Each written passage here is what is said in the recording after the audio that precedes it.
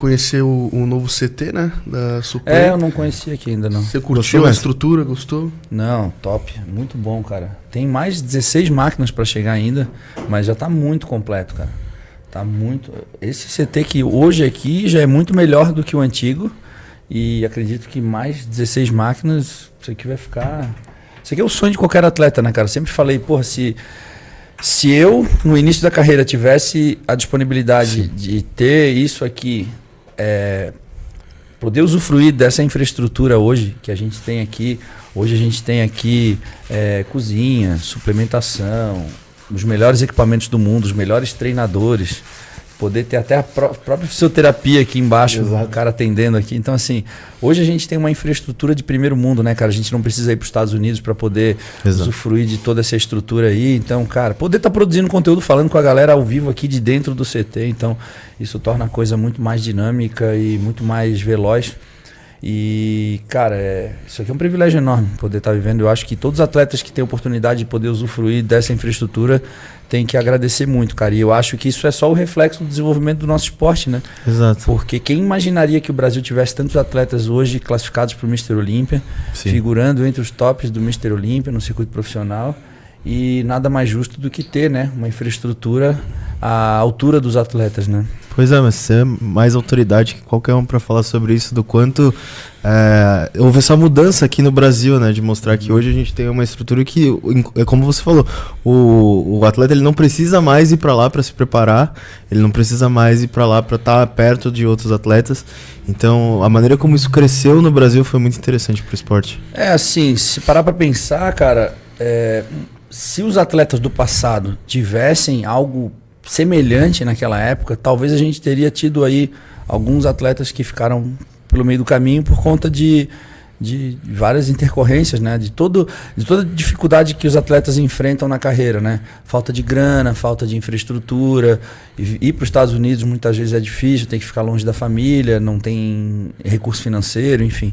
Talvez a gente tivesse tido aí muitos atletas aí, mas isso aqui é, como eu disse, é o reflexo do que muita gente lá atrás fez, né? É o desenvolvimento, isso é o reflexo da massificação do nosso esporte, né, cara? Então, da mesma forma que a gente vê aí campeonatos regionais com 500 atletas em cima do palco, que é o caso lá do próprio Eduardo Corrêa Classic lá em Balneário Camboriú, tivemos aí 500 atletas e um público de 3.000 pessoas. Então, se a gente parar para pensar, isso não chegava nem... Um campeonato nacional há 10 anos atrás não chegava nem perto desse número de um campeonato regional. Então a gente começa a ver e, como eu disse, cara, essa infraestrutura ela veio para atender os atletas, ela está à altura dos atletas. Então é uma consequência, na verdade. Então eu acredito que hoje a quantidade de atletas que a gente tem aí, eu acho que é um pouco reflexo dessa infraestrutura também. Por exemplo, recentemente a gente tem muito atleta novo aí despontando, aparecendo no cenário. Vocês mesmos estão trazendo esses atletas para cá, né? Sim. Talvez se não tivesse essa oportunidade de poder abraçar os atletas, muitos desses que talvez poderiam se tornar grandes atletas um dia, talvez não tivesse oportunidade, né? Os próprios meninos que vocês trazem aqui e tudo mais. Então, hoje eles têm a oportunidade de poder vir aqui, produzir conteúdo com vocês, mostrar o trabalho deles para uma galera, usufruir dessa infraestrutura, né?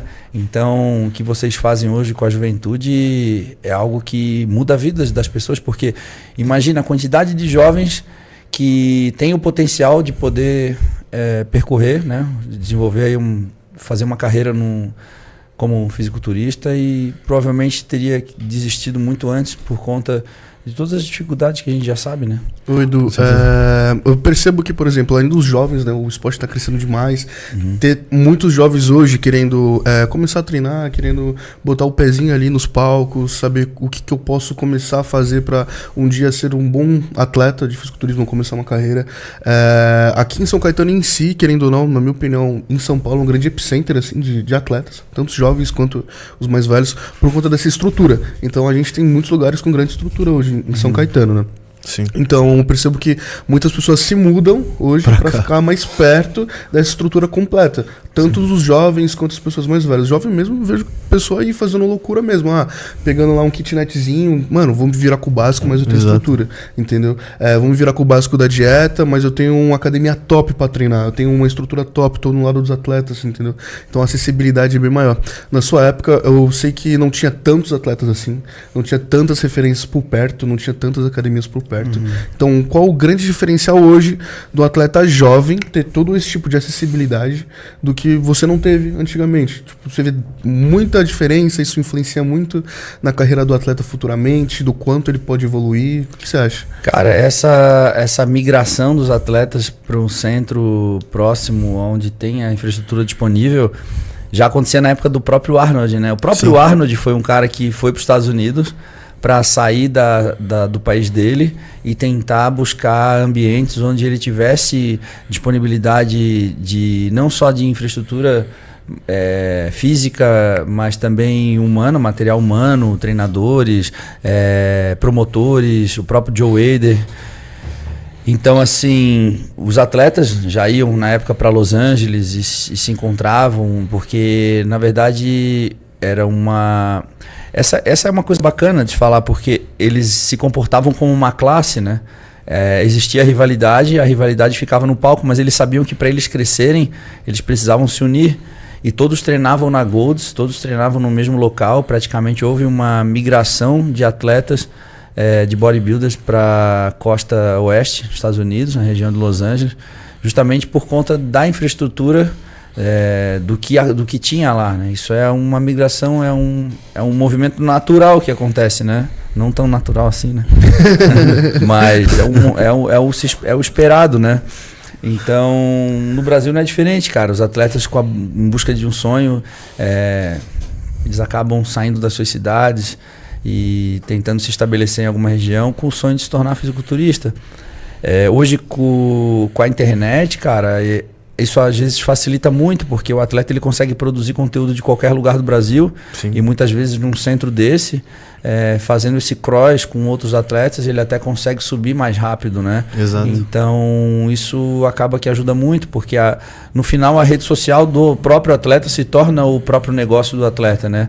Então ali ele consegue angariar recursos para poder se preparar, consegue divulgar o trabalho dele. E se ele está próximo de uma região onde tem outros atletas, onde tem a infraestrutura necessária, acaba que facilita bastante. Aí respondendo a tua pergunta, ali para os anos 2000, era difícil, porque era praticamente centro Rio-São Paulo, né? Nos outros estados era um movimento muito pequeno ainda, mas mesmo assim, cara, se eu viesse para São Paulo, não era um movimento tão coeso, assim, tão unido, né? Os atletas estavam espalhados em regiões, São Paulo é muito grande. Sim. Então estava um em cada zona, um na zona leste, um na zona norte, um na zona sul e não necessariamente juntos, né? Então acho que esses centros de treinamentos hoje acabam trazendo um pouco mais dessa união, que eu acho que é essencial, cara, para o crescimento do esporte, sabe?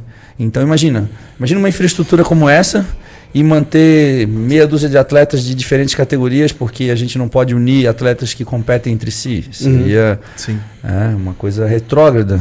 Agora a gente poder ter aqui atletas que competem, que vão competir juntos nos mesmos campeonatos, na mesma categoria, usufruindo do mesmo ambiente, produzindo conteúdo junto.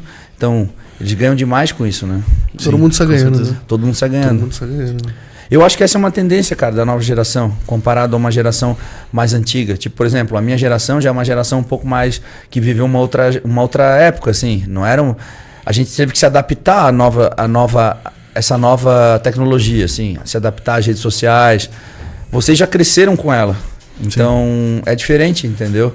Porque na minha época, cara, existia um pouco mais desse bairrismo, assim, dessa coisa do local, do tipo... cada um tinha o seu território, vamos dizer assim. E hoje os atletas já cresceram sabendo que isso é uma necessidade, estar junto com os outros atletas. Fazer collab. Isso, exato, cara. E falando em rede social agora, mestre, queria até comentar